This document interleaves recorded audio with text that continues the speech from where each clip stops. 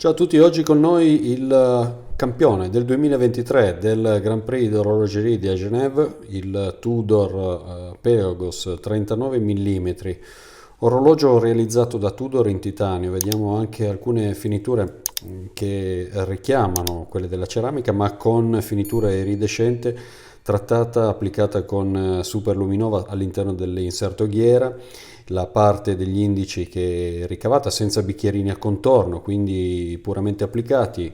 Le sfere e gli indici snowflake contraddistinguono proprio questa referenza storica.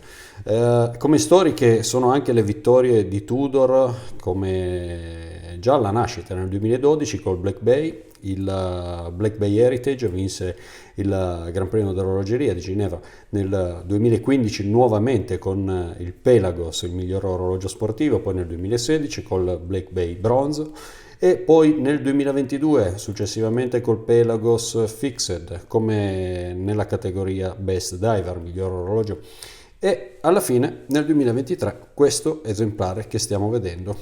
Orologio, vi dicevo, che è stato realizzato in titanio, e vediamo anche la finitura molto pulita di questo orologio, caratterizzato con insomma anche dei tratti di fabbricazione particolari. Ora, al tatto questo orologio risulta, non dico tagliente, ma quasi, proprio per gli spigoli creati durante la lavorazione. Orologio molto equilibrato, sarà anche l'assenza della data, ma anche se fosse fornito di data, comunque non andrebbe secondo me ad alterare assolutamente il design di questo orologio, anche perché Tudor ha messo in campo alcuni esercizi non solo estetici di design, ma anche come dire, funzionali, riducendo le dimensioni, arrivando fino al 54, passando per il 58, cambiando poi il calibro.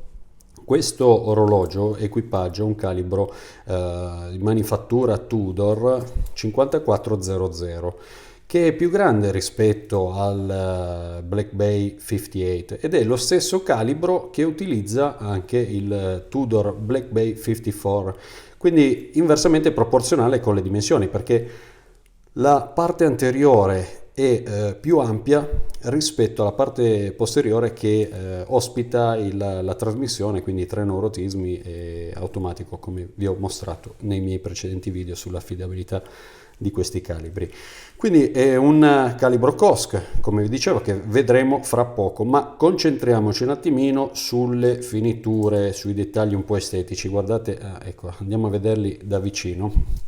Questa è la cassa come è realizzata su questo modello, lo stiamo vedendo, eccolo qua, di taglio.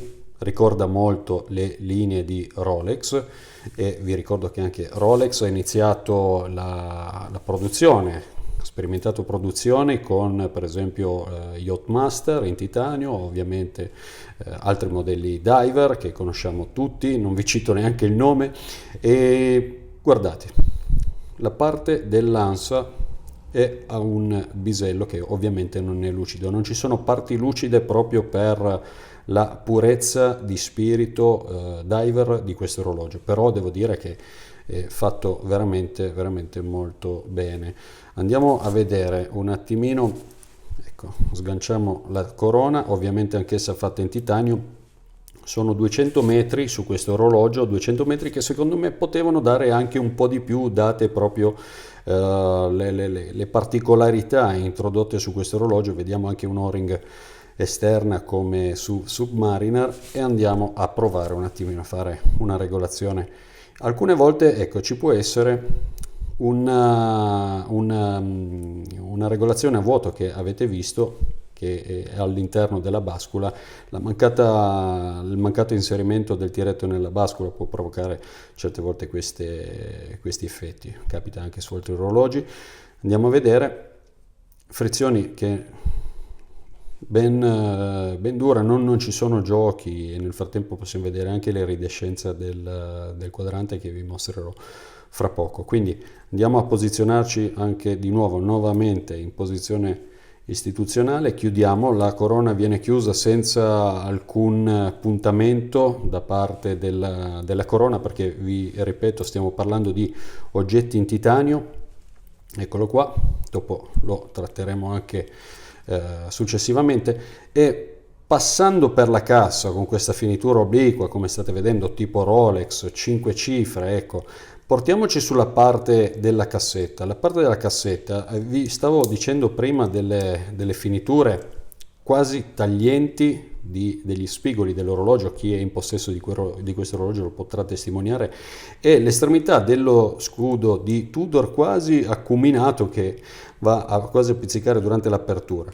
Apriamo la cassetta e troviamo sempre le solite sfere in ceramica. Questa è la parte del deployante, vedete, molto sottile, sembrerebbe quasi sottodimensionata, soprattutto quando abbiamo questo sistema di bracciale, la quale estremità, ecco, porta allo scarico della struttura del deployante in questo punto, quasi minima.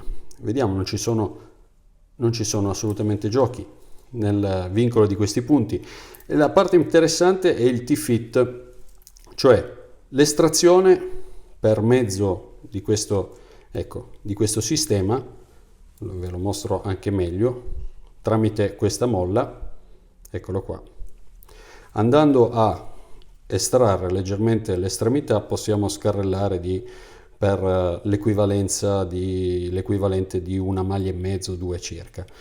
Per di più, se guardiamo, notiamo bene, c'è anche questa parte con l'indicazione di push molto discreta, cosa che apprezzo, a differenza di altri orologi dove hanno riportato proprio l'indicazione in maniera un po' troppo grossolana. Invece questa è molto discreta, vi dicevo. Andando a premere, ecco, estraiamo a sua volta ancora la prolunga per una eventuale muta o un altro utilizzo. Quindi, come dice anche l'indicazione insert, come il C-Dweller, uguale al C-Dweller, l'inserimento è prima nella parte inferiore e poi per chiusura e interferenza sulla parte dell'estremità, per andare poi nuovamente a scarrellare la dimensione e la lunghezza dell'orologio. E difatti io con queste maglie, ecco, guardate, andiamo a vedere il peso e dopo proveremo anche l'orologio, ecco, posizioniamolo bene, di 102, 103 grammi. Quindi la sensazione è quella di avere un orologio leggero, ovviamente non troppo, anche perché mancano una o due maglie per arrivare ad una misura che è quella del 17 e mezzo del mio polso, ma la resa dell'orologio è questo. Non abbiamo lo spessore classico indicativo espressivo dei Tudor, perché sappiamo benissimo che sotto il 41 mm lo spessore dell'orologio si riduce nettamente con questi calibri 5402, 5400, di cui vi parlavo prima. Questa è la resa. Un'altra cosa, ecco, visto che siamo qui, andiamo a spegnere un attimino la luce per vedere, ecco, la resa. Super luminova, applicato su indice, ovviamente su inserto ghiera, che vi mostrerò fra poco. Devo dire, ovviamente non super funzionale come sempre, e simile al Black Bay anche l'inserto della ghiera stessa, e lo vediamo anche nel suo punto leggermente. Ecco, qui abbiamo uno sprofilamento rispetto a quella del Black Bay, ovviamente per una funzione un po' più professionale su questo orologio. Notate molto bene la lavorazione sul titanio per ricavare il simbolo, lo scudo di Tudor, ecco, sulla sua estremità anche.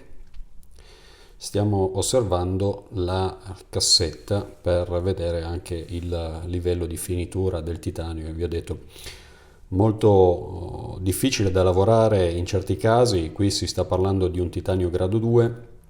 Nel frattempo stiamo attraversando tutta la lunghezza della cassetta, vediamo anche la striatura, spazzolatura di questo materiale. Sulla parte sinistra c'è lo scalino di finitura che vedete, e vi dicevo che a seconda del tipo di grado di titanio ovviamente sono un po' più difficoltose le lavorazioni, poiché la lucidatura non sempre può risultare a specchio, ma leggermente opaca per delle micro abrasioni, si può dire così, che rendono un po' più opaco il risultato finale, mentre qui stiamo vedendo in questo caso invece un un'alternanza di satinatura con questa finitura puntiforme per ricavare l'interno del simbolo dello scudo di Tudor. Bella ghiera, sembra quasi di essere di fronte ai denti di una ruota meccanica. Questo è l'inserto ghiera invece, con un'applicazione di Super Luminova, ceramica con finitura a raggi di sole che sembra quasi uno strato di carboresina, ecco. Scendiamo nel quadrante, andiamo a vedere un po', siamo ore 12, l'avrete capito, questa è l'applicazione del nome di Tudor, tampografia, che andiamo subito a vedere nella parte inferiore, ed eccolo qua. Ritroviamo quasi una finitura identica a quella dell'inserto ghiera che stiamo vedendo, e andiamo a vedere un attimino invece l'applicazione, il calettamento delle sfere, molto pulito, come abbiamo sempre visto d'altronde fare per Tudor. Questi sono invece gli indici, l'applicazione pulita senza nessun bicchierino a contorno, e siamo ad ore 6. Dunque, vediamo un attimino. 269 gradi di amplitudine, meno 5,02. Abbiamo uno 0,5 probabilmente come punto zero, vediamo anche dal grafico un meno 12. Questo è un COSC, in teoria dovrebbe essere meno 4 più 6, anche se con movimento in cassa dovremo avere anche delle prestazioni maggiori. Ma andiamo a ruotare un attimino la posizione dell'orologio per vedere se permane questo tipo di ritardo dell'orologio. Meno 3, vedete, leggermente rientrato. Può darsi si parlasse anche di un disturbo, anche perché l'orologio non è completamente carico, ma continuiamo a vedere, stiamo registrando sempre un meno 4, però la coerenza sta nella parte discendente, nell'andamento discendente di questa retta. Al rientro consultiamo velocemente le dimensioni. Orologio da 39, ma si può parlare di un 40 netti. Sul Lactulago teniamo questa è la misura, siamo intorno al 47, lo stiamo vedendo, 46,91. Lo spessore, grazie al calibro 5400, otteniamo 11,94, quindi un 12 mm. L'interno ANSA è da, vediamo un attimino, eccolo qua, 20 mm possiamo dire, rispetto alla quotazione di questo orologio, che viene proposto da Tudor a 4.720 euro. Orologio sicuramente interessante anche dal punto di vista dello sviluppo, perché potrebbe essere anche poi riproposto con una funzionalità data. Vedremo in futuro cosa ci riserverà Tudor. Sicuramente comunque Pelagos rimane un orologio per tutti i giorni, dalla caratteristica anche professionale di tool watch, anche gradevole, come vi ho mostrato al polso.